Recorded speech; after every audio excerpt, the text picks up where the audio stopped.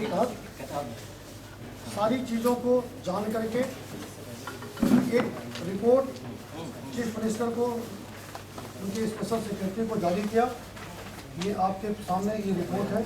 इसमें कॉलेज को 100% सही पाया गया और बच्चों से आग्रह किया गया कि आप जा कर के अपना पढ़ाई लिखाई करो, अपना परीक्षा दो। रजिस्ट्रार यूनिवर्सिटी ने लिखित रूप से आश्वासन दिया है कि आपका कोर्स समय से चालू हो जाएगा, समय से पूरा हो जाएगा। और अभी जो परीक्षा के समय में थोड़ा विलम्ब हुआ, इसका genuine reason general assembly election और यूनिवर्सिटी में कुछ प्रोसेसिंग चल रही थी, उसकी वजह से डिले हुआ, जो कि तत्काल हो जाएगा। ये बच्चे परीक्षा में शामिल भी नहीं हुए, परीक्षा रोकवाने के लिए हाई कोर्ट भी गए, वहाँ भी सफल नहीं हुए।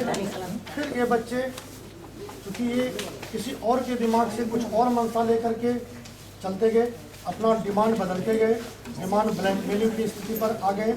और चूँकि सभी जांच में ये खरा था, हमको बार बार ऐसा उन लोगों की ब्लैकमेलिंग आता था कि आप इनको पैसे दीजिए, लेकिन वो पैसा भी नहीं चाहते थे। एक्चुअली वो क्या चाहते थे, सारा प्रशासन उनसे पूछते पूछते थक गया, वो बदलते जाए।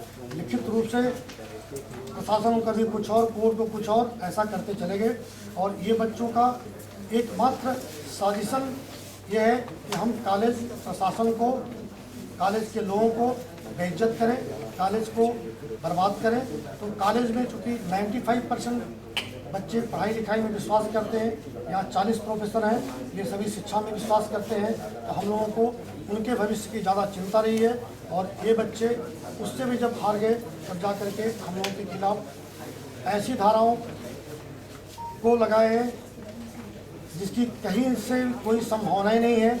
और ये हमेशा कॉलेज में जब से आंदोलनरत रहे, उत्तर प्रदेश पुलिस, लंका पुलिस, इनकी देखरेख में लगातार रात में भी, दिन में भी, सुबह भी, शाम में महिला और पुरुष पुलिस के सुपरविजन में हमेशा रहे हैं और अधिकारियों से बातचीत हमेशा करते हैं। उसके बावजूद भी किस प्रभाव में, किस दबाव में इस तरह की धाराएं लगा करके FIR की गई है, मेरे समझ के परे है। मैं काशी के बुद्धिजीवियों से, पत्रकार बंधुओं से और संपादक बंधुओं से आग्रह करूंगा, इस तरह की घटनाएं रोकने के लिए आप जो भी कर सकें ये करें। हम सभी अच्छा कार्य करने के लिए पिछले 40 साल से इस काशी में कार्य कर रहे हैं और ये कार्य सारा समाज देख रहा है और उस कार्य में बाधा नहीं आए। डॉक्टर साहब, अगर बात की जाए, आप जैसे कि बता रहे हैं कि शिक्षकों को ऐसे लगे लगातार आरोप लगा रहे हैं, चाहे वो नर्सिंग के छात्र जो आपके हैं, ऐसे किस तरह की साजिश आपको नजर आती है? ऐसा क्यों हुआ है, आखिर क्या लगता है? मुझे खुद भी समझ में नहीं आता। जब वाराणसी के सुप्रीम अथॉरिटी ने सभी विभाग को सम्मिलित करके रिपोर्ट सिर्फ बनारस के ही सभी विभागों को नहीं बल्कि उत्तर प्रदेश मुख्यालय, मुख्यमंत्री, सचिव को भी भेज दी, उसके बावजूद भी बच्चे क्यों नहीं सहमत हुए, क्यों नहीं समझे? इतना ही नहीं, बच्चे कोर्ट में गए, कोर्ट में भी ये सफल नहीं हुए, इसके बावजूद भी क्यों नंगा नाच यहाँ हो रहा, मेरे समझ के परे है। डॉक्टर साहब, बात की जाए अभी, जैसा कि आपने एक प्रूफ भी दिखाया है कि अपने भी नाम प्रेस में बता रहे थे कि इसमें किसी मंत्री का भी नाम आ रहा है, कुछ सब साजिश हो रही है, क्या है साजिश? हम लोग सिर्फ कहानी सोच सकते हैं कि इसमें निश्चित रूप से किसी न किसी पावरफुल व्यक्ति की साजिश है जो ये चीज़ किया जा रहा है, क्योंकि सामान्य रूप से ये प्रक्रियाएं न तो कभी घटित हुई है, न ही हम लोग कभी जिंदगी में ऐसा सोच सकते हैं। उसके बावजूद भी ये लिखित रूप से FIR के रूप में दर्ज है। एक RTI दर्ज हुई जिसमें INC से एफिलिएटेड नहीं है, मान्यता नहीं है, ऐसा बताया गया उसमें।